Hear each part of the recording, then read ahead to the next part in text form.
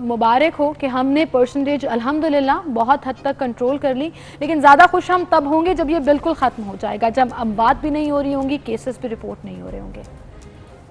जी बिल्कुल, इंशाल्लाह ताला उम्मीद भी है और कोशिशें भी इसके लिए तमाम जारी हैं कि हम जल्द से जल्द जो है इस वबा को कर लें। और इसके लिए मैं समझती हूँ कि अवाम का ताउन और हुकूमत की कोशिशें दोनों जब मिलेंगी तो हम इंशाल्लाह ताला इस वबा को अपने मुल्क से खत्म कर सकेंगे इंशाल्लाह। डॉक्टर साहबा ये बताइएगा कि एनसीओसी ने कल भी बड़े डिसीजंस लिए और 18 साल से ज़्यादा उम्र के लोगों के लिए वॉक इन का कह दिया गया है, फिर ये भी कहा गया है कि वैक्सीनेशन लाजमी है। एक सवाल बनता है कि जो लोग नहीं करवाना चाहते उनके लिए क्या डिसीजन लिया जाएगा गवर्नमेंट की तरफ से? देखिए, सबसे पहले तो मैं आपको ये बताऊं कि हमारा टारगेट ये है कि हम दिसंबर तक 7 करोड़ लोगों को वैक्सीनेट कर दें, क्योंकि इससे हम एक सेफ रेंज में चले जाते हैं कि इतने लोग अगर वैक्सीनेट हो जाते हैं तो एक जनरली एक हर्ड इम्यूनिटी जो है वो मुल्क में बन जाती है, जिससे फैलाव जो रुक जाता है। तो इन 7 करोड़ लोगों को तो हमने हर सूरत में जो है वो वैक्सीनेट करना है। इसमें जो लोग विलिंगली लगवा रहे हैं वो तो बिल्कुल खुद से सेंटर्स पे आ रहे हैं, पर जो नहीं आ रहे उनके लिए मुख्तलिफ स्ट्रेटजीज बनाई जा रही हैं। जैसा कि तमाम अदारे, चाहे वो पब्लिक सेक्टर के हैं या प्राइवेट सेक्टर के हैं, उनके सरबराहान को कहा गया है कि वो इंश्योर करें कि उनके तमाम एम्प्लॉइज जो हैं वो और उनकी फैमिलीज जो हैं वो वैक्सीन लगवाएं, और उसके लिए फैसिलिटी उनको उनके अदारों में दी जा रही है। इसी तरह मुख्तलिफ यूनिवर्सिटी, स्कूल्स वगैरह को अप्रोच किया जा रहा है कि वहाँ पर टीचर्स को लगाई जाए, वहाँ पर यूनिवर्सिटी के स्टूडेंट्स को लगाई जाए। तो इस तरह अब हम लोग मुख्तलिफ ग्रुप्स को जो है वो टच कर रहे हैं कि उन ग्रुप्स को हम करके तो ग्रुप वाइज जो है वो मुख्तलिफ सेगमेंट्स ऑफ पॉपुलेशन जो है उनको किया जाए। तो इस तरह की एक बड़े स्केल के ऊपर एक हिकमत अमली बन रही है, और मैं समझती हूँ कि इंशाल्लाह ताला आहिस्ता सब आ जाएंगे इसके अंदर। बिल्कुल सही कह रहे हैं आप कि आहिस्ता आहिस्ता हम ना सिर्फ अवेयरनेस फैलाएंगे बल्कि आवाम को फैसिलिटेट भी करेंगे ताकि वो वैक्सीन लगवा सके। डॉक्टर साहिबा, अभी भी 3.5 लाख के करीब हर रोज़ लोग जो हैं वो रजिस्टर कर रहे हैं अपने आप को और वैक्सीनेशन हो भी रही हैं। कल असद उमर साहब ने कहा कि करीबन 70 लाख से ज़्यादा अफराद को वैक्सीन लगाई गई है। क्या हमारे पास वैक्सीन की खेप इनफ मौजूद है कि अब सब लोग कन्विंस भी हो रहे हैं, लगवा भी रहे हैं, अपने आप को रजिस्टर भी करा रहे हैं, तो क्या वैक्सीन अवेलेबल रहेगी हमारे पास? जी बिल्कुल, देखें, गवर्नमेंट ने जब ये वैक्सीन के लिए जब आप ये सारे डिफरेंट ग्रुप्स हम खोलते गए हैं, ये जिस तरह 60+ से हमने शुरू किया और करते करते 18+ के ऊपर आ गए, और अब कल से अब 18+ की भी वॉक इन वैक्सीनेशन जो है कि अब उनको रजिस्टर कराने की भी जरूरत नहीं है।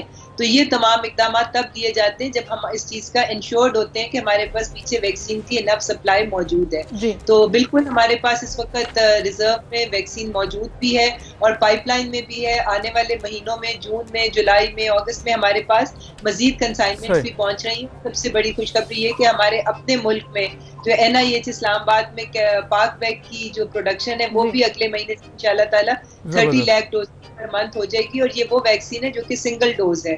तो इसका मतलब है कि 30 लाख लोगों को हम अपने मुल्क में लोकल बनाई हुई वैक्सीन से केटर कर सकेंगे। मगर उसके अलावा बाकी तमाम वैक्सीन भी जो इस वक्त पाकिस्तान में अप्रूव्ड है, साइनोफार्म है, साइनोवैक है, एस्ट्राजेनेका है, फाइजर है, इसकी भी मजीद खेप जो है वो इंशाल्लाह ताला आने वाले दिनों में पाइपलाइन में है, वो पाकिस्तान पहुंच रही है। सही। डॉक्टर साहबा, एक और इशू जो कि अपोजिशन भी अक्सर इस पर बात करती है कि जो बजट में या इसके अलावा जो एलोकेशंस हैं ख़रीदने के लिए वैक्सीन को, वो बड़ा कम है। कल ECC के इजलास में $1 अरब के हवाले से कहा गया, पहली स्टेज में $18 करोड़ रखे गए हैं। कोवैक्स के जरिए भी अलग से आ रही है वैक्सीनेशन।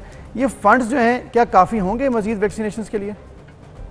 देखिए जी, इसके लिए मैं आपको ये बता दूं कि हुकूमत की तरफ से वैक्सीन की परचेज के लिए जिस तरह जरूरत पड़ेगी और जितने फंड्स की जरूरत पड़ेगी उसमें किसी किस्म की रुकावट नहीं आएगी। और अभी भी हमारे पास वाफिर मिकदार में फंड्स मौजूद हैं। आपके इल्म में है कि पहले दिन जिस वक्त ये वैक्सीन की बात शुरू हुई थी, आज से कुछ महीने पहले, तो प्राइम मिनिस्टर ने $150 मिलियन का अप्रूवल उसी वक्त दे दिया था।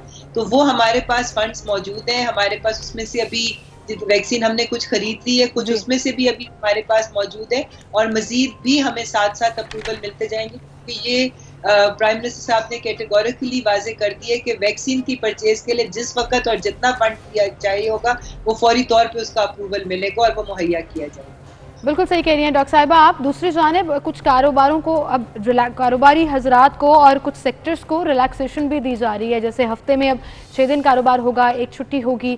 इसके अलावा जो सेक्टर्स बिल्कुल बंद थे उनको भी रीओपन किया जाएगा। अब मजीद रिलैक्सेशन जब आएगी तो ऐसा तो नहीं होगा कि केसेस फिर से बढ़ना शुरू हो जाएंगे, उसके लिए क्या सदेबाब किया है? देखिए जी, ये तो डेफिनेटली होता है कि जब तमाम जिंदगी की खुलते हैं मामलात, जब रिलैक्सेशन दी जाती हैं तो थोड़ा सा इजाफा जो है वो नज़र आता है। मगर इसमें मैं अब आपको ये बता दूं कि ये वायरस अब कुछ अरसे के लिए इस दुनिया में मौजूद है और आप एक बहुत लंबे अरसे के लिए, महीनों के लिए आप चीज़ों को बंद नहीं कर सकते हैं। इसलिए आपको अब अपनी ज़िंदगी के स्टाइल को जो है वो चेंज करना पड़ेगा और ये जो एक न्यू नॉर्मल दुनिया का एक स्टाइल बन जाएगा कि हमें SOPs के साथ और एक रिस्ट्रिक्टेड एनवायरनमेंट के अंदर कारोबारों को और एजुकेशन को और बाकी एक्टिविटीज को जारी रखेंगे। तो SOPs पे अमल दरामद के साथ साथ अब ये एक्टिविटीज आहिस्ता आहिस्ता खुलेंगी। अगर SOPs पे हमने अमल किया तो इंशाल्लाह ताला ये जिस तरह वैक्सीनेशन भी अब होती जा रही है और इम्यूनिटी लोगों में बनती जा रही है, तो हमें उम्मीद है कि अब उस तरह से इसकी वेव जो है वो नहीं आएगी। सही। डॉक्टर साहब एक और चीज़ जिसके ऊपर काफ़ी तहफ़्फ़ुज़ात भी हैं अभी भी कारोबारी अफराद के, कि कब तक टाइम फ्रेम होता है कि 3% या उससे कम कितने दिन रहेगी, उसके बाद ही ज़्यादा रिलैक्सेशन आएगी? कुछ कारोबार अभी भी हैं वो मुकम्मल तौर बंद हैं, उनके लिए ये कहा जाता है कि जब 3% से नीचे आएगी रेशो तभी ओपन करेंगे। इसका कोई सेट पैटर्न बनाया गया है? देखिए जी, इस वक्त हमारा जो, जिस तरह से असद उमर साहब ने भी कहा है कि हमारा टारगेट ये है कि हम बड़ी ईद के आने से पहले ज़्यादा से ज़्यादा लोगों को वैक्सीनेट कर लें। जितने ज़्यादा लोग वैक्सीनेट हो जाएंगे उतनी पाबंदियां जो हैं वो नरम की जा सकेंगी। इस वक्त हमारा सारा फोकस ये है कि हम वैक्सीनेशन के ऊपर जोर लगाएं और ज़्यादा से ज़्यादा अपनी पॉपुलेशन को कवर कर लें। तो जैसे ही वो हमारे टारगेट्स अचीव होते जाएंगे, रिलैक्सेशन होती जाएंगे। डॉक्टर नौशीन हामिद, बहुत शुक्रिया आपका, आप हमारे साथ मौजूद थे। नो डाउट गवर्नमेंट का क्रेडिट है कि लोगों को वैक्सीन, करीबन 1 करोड़ लोगों को वैक्सीन लगाने में कामयाब हो गए हैं, लेकिन जो अब नहीं लगा रहे उनके लिए जो गौर की जा रही है तजावीज़, वो बड़ी सख्त होने वाली हैं। आपके मोबाइल फ़ोन बंद होने वाले हैं, आपके नाम पे जितनी सिम्स हैं वो बंद हो जाएंगी, आपको पब्लिक गैदरिंग्स में नहीं जाने दिया जाएगा, मॉल्स में नहीं जाने दिया जाएगा। ये वो सजेशंस हैं जिन पर गौर किया। बिल्कुल, और ये भी कहा जा रहा है कि शायद रेस्टोरेंट्स में भी ना जाने दिया जाए और इसके अलावा जो पब्लिक गैदरिंग्स हैं वहाँ पर भी